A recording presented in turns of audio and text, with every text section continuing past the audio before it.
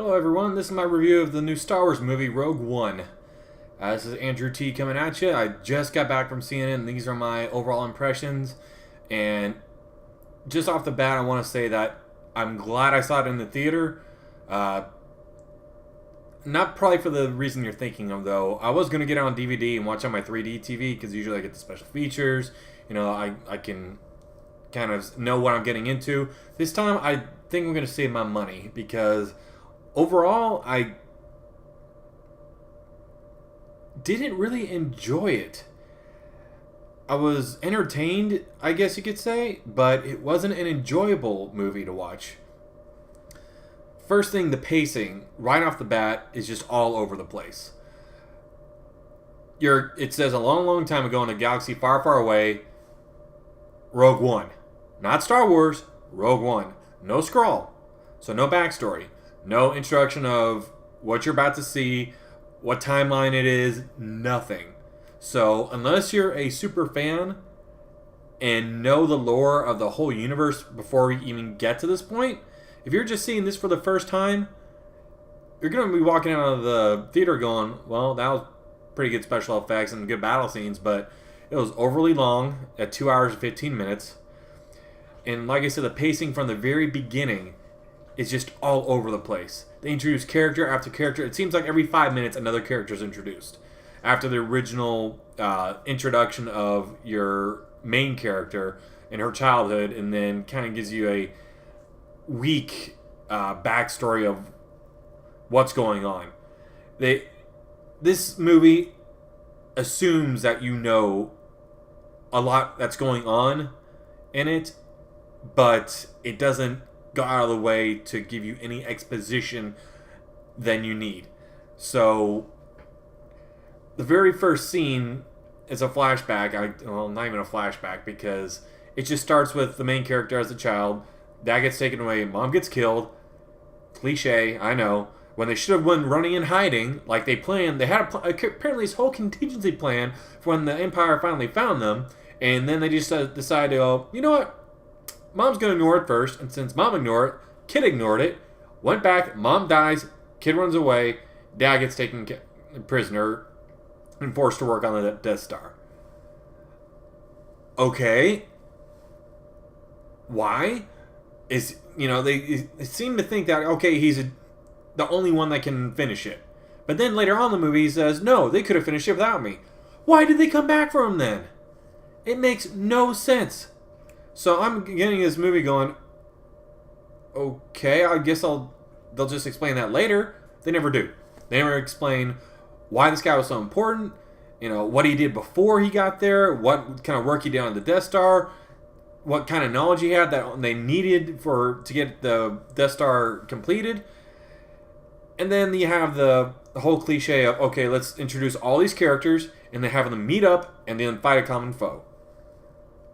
I get it. It's been done many, many times. Magnificent Seven. Seven Samurai. You name any movie that does that. They probably did it better than this one. And like I said, I did not dislike the movie. I disliked portions of it. And I disliked some things that just can't stick with you and you can't get out of your mind when you're watching a movie. And when you're out of immersion for a Star Wars movie, that is not good. Whenever the most recent movie came out, The Force Awakens, I was immersed. I was like, all right, going from here to here to here. The pacing was good. The acting was good. The storyline was good. Maybe not the best Star Wars movie, but The Force Awakens at least took me on a ride. This one, I felt like it was herky-jerky the whole way. Ever been on a roller coaster when you're about to go up the very first hill? It's like, then that's what it felt like for this movie. And then you get to the musical score. After the Star Wars logo, you're expecting you know what to expect. Everyone's heard it. The trumpets come in, the trombones come in, and it's da-da-da. Nothing. It's just completely new, completely different tone to the movie. It's a lot darker than Star Wars music has been in the past, but the only problem is that not the pacing, the ambiance of the music never gets it right for every scene. Whenever the bad guys are on screen, or when they're showing the travel destination from one thing to another, it's always full blast. When the enemies, are just a shuttle going from point A to point B, bah, bah, bah, bah, bah, just always in your face with the music. There's no build up, there's no ambiance. It's always either in your face or you don't notice it at all. The music was all instrumental, like the Star Wars movie should be, but this is not John Williams. This is nothing near John Williams. John Williams knows the scores, he knows the movies, he knows the lore, he knows how to pace a movie. He's done tons of them. Whoever scored this movie and paced the music like this needs to not do it for this movie in the second time, or for anything else Star Wars related. It was just took me out of immersion as much as the herky jerkiness of the pacing. So you meet all the characters. I can't remember one name. I remember the main character's name because it said it enough near the end, and it was Jen Erso. Can't remember the second guy introduced name. He was the rebel spy master that's with her the entire freaking movie almost. Don't remember his name. Don't remember Forrest Whitaker's name. And they said that a lot. It all runs together. Forrest Whitaker maybe had 5 minutes at the most, and that's stretching it, of screen time. And I think 4 of those seconds were, one was his original scene, another was a flashback to that scene. For a guy that's that good of an actor to be basically underused and underutilized in this movie is a travesty. And then we come to the accents. Everyone's got a different one. At least in the original Star Wars and the prequels and everything, everyone kind of had, a faux British accent or close to it. This one, the main character is British. The second main character, or the ancillary character that's with her the almost entire movie, the spy master, he sounds French. French accent. This, when they go back and forth and it's that distinct for each accent, your mind has to literally go, what did he say? And then try to remember it and then hear it instead of just going with it. It is just, it's like overdubbing an English movie with French voice actors. That's what it was like for me hearing this guy speak, because it just takes you out of the moment. Then you have Forrest Whitaker's voice, who, as apparently whoever gave him the go-ahead to do the raspy old man voice, and his mannerisms and everything else, this great, guerrilla leader, was too hardcore for the rebellion, acts like a weepy old man as soon as he sees her. What? This goes against everything they had for his character leading up to that point. He's supposed to be the badass, torture guys from information, too hardcore for the rebellion, so he went out on his own and, attacked the Empire using guerrilla tactics, and then he doesn't come off anywhere like that once he meets the main character. And then after that, you don't see him in the rest of the movie. I do have to say that the best parts of the movie were the space battles and the scenes with the Death Star. Everything else, the battles were laughable. In one city, they meet two other the group they get together with. One's a blind, not a Jedi, just protectors of the temple that used to be there. So he's no guns, blind, with a big old staff / cane. And the other guy is a resident badass with a repeating Gatling blaster rifle. So you have polar opposites right there. One says he believes in the Force, the other one's like, I don't believe in the Force. Okay, I get it. It's really obvious, and it's shoved down your throat the entire movie, but I get it. Plus, the dialogue of the guy that is blind, I swear to God, half of it is the same thing over and over. He repeats a mantra throughout the whole thing. I'm one with the Force is with me. He repeats it so much it loses all meaning after the first or second time he does it over and over and over again. Third or fourth time, I'm just like, okay, I get it. I'm through with it. Move on. You got it the first time. You don't need to do it the second time and the third time and the fourth time. Like I said, this stuff just brings you right out of the immersion of the movie. What else can I say about it? Oh, the main bad guy. It can't be Moff Tarkin because great actor. He's deceased. Died a long time ago. The computer-generated image of the actor, I thought it was good enough that unless you really looked at it long and hard and wanted to just take yourself out of it, then you could probably break your own immersion. But I thought for the way technology has come, it was a lot better than stuff that even 2 or 3 years ago. And these are using, dead actors like Fast and Furious Paul Walker, Brandon Lee's a Crow.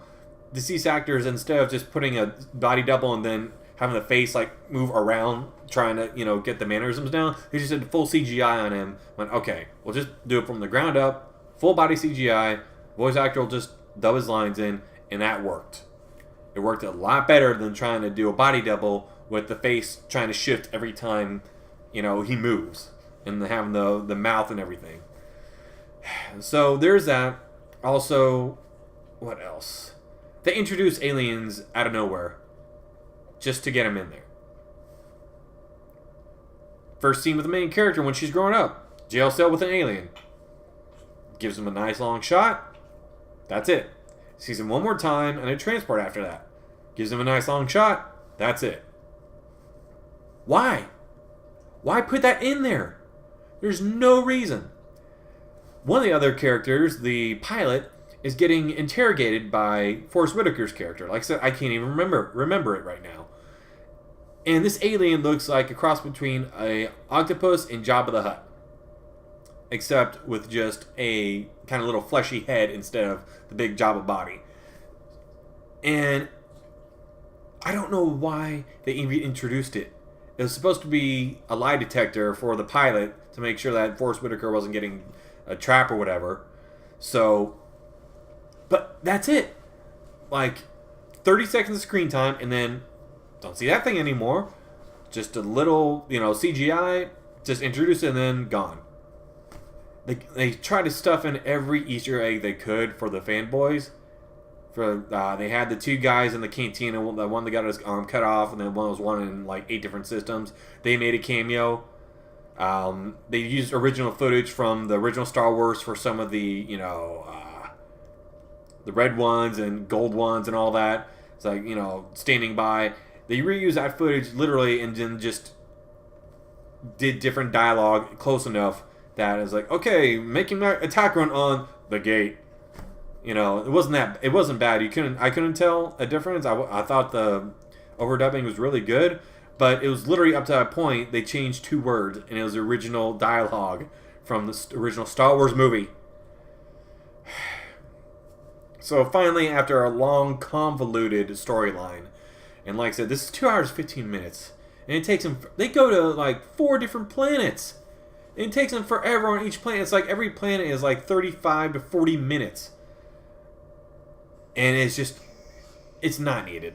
It's not wanted. It's just filler. They go to rescue her father when her father already sent her a message that, hey, the planes are here, but no, they got to rescue him first as a backup. Why? I think they just want to introduce another planet. It's okay, this one's desert, this one's rain, this one's tropical paradise. There's just no reason for it. It's like going from Tatooine to the ice planet Hoth. Oh, look, we can go the polar opposites, which seems to be the theme for this movie. I enjoyed the company I was with when I was seeing it because we were kind of going Mystery Science Theater with it back and forth, going, oh my God, that's the guy from Sherlock. That's the guy from Doctor Strange. You just saw that movie. Getting cameos left and right, but that's what I had to do to keep myself entertained in this movie. I was entertained for my money's worth, but just barely. This movie could have been done so much better as a true prequel to the Star Wars, to the original Star Wars, instead of like the three we got before it. The ending was the best part. The big space battle, big ground battle, good ending dialogue for it. The last dialogue for it is spot on. But everything up to that point, it just seems like, okay, we're going to make this movie because they gave us the go-ahead to, but there's no reason really to make it. We're going to show this, plucky group of adventurers, and only they're not. They're not adventurers. They're all broken. They're all serious as hell, and they're all fighting against the overwhelming force of the Empire, and it's really depressing. Like, this was not a feel-good movie at all. This was a movie of the good guys aren't really acting like the good guys. You have spy masters and assassins and, hard choices, and, then at the end they try to get all rah-rah with it. It's like, oh, let's make a good speech and go out there and get the plans for everyone, even though no one believes in us. No one cares at that point. You've been brought down so low throughout the entire movie up to that point. By the time she makes that speech, it's like, I'm not feeling it. Even when they all get to the planet and they're like, we can't get out, it's like, oh, of course you can't. No one gets a happy ending here. The best part, like I said, was the ending. It seems like everything's done, and then Vader makes his appearance. I won't say worth it for the movie because it wasn't. They could have done without his backstory of, oh, let's go visit Vader on his, lava rock base. This movie could have been cut down by at least 30 to 45 minutes easily and still been a better edited movie. Then, gosh, I can't think of anything as badly edited as this in a long time that was a major release. Either way, those are my impressions. If I had to score it, I give it a 5. Good enough to go see in the theater once. Not good enough for DVD rental or buying for any special features, unless the special features somehow have the correctly edited version with, additional scenes that actually make other stuff make sense. Which I believe there's a ton of stuff on the cutting room floor, considering they left 2 hours and 15 minutes in the movie. Like I said, I enjoyed the company I had with me. I enjoyed the battle scenes. The Death Star scenes, when it's working, when it's firing on targets, they're actually quite beautiful. They're actually really well done, and the scope of it is really well transferred from the screen to you. And the last space battle was great, but there's not enough of it. There's not enough to make up for it. And even the space battle was so disjointed in some places, you're like, okay, because they have to keep on cutting back to the main story, then they cut back to the space battle, but there's no continuity to it that you can tell. Like, one thing happening here could be another thing happening like 5 minutes before. So, like I said, that's my review of Star Wars Rogue One. If you have to go see it in the theater, see it in 3D, see it once, and that's it. Or if you don't want to waste some money there, Redbox it when it comes out, you won't be missing a lot. So Andrew T, signing off. Y'all have a good one.